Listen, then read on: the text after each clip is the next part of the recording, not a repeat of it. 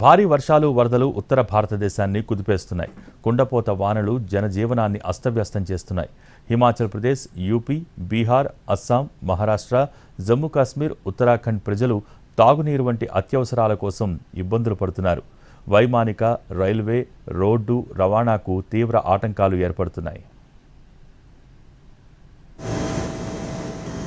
ఉత్తరప్రదేశ్లోనూ వర్షాలు దంచికొడుతున్నాయి. 12 జిల్లాల్లోని 600కు పైగా గ్రామాలు వరదల బారిన పడ్డాయి.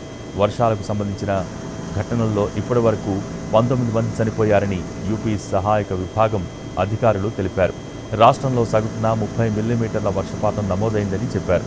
యూపీ సీఎం యోగి ఆదిత్యనాథ్ లఖింపూర్ ఖేరి, పిలిభిత్ జిల్లాల్లోని వరద ప్రభావిత ప్రాంతాలను సందర్శించారు. ఆయా ప్రాంతాల్లో అందజేస్తున్న సహాయక సామాగ్రిని పరిశీలించారు.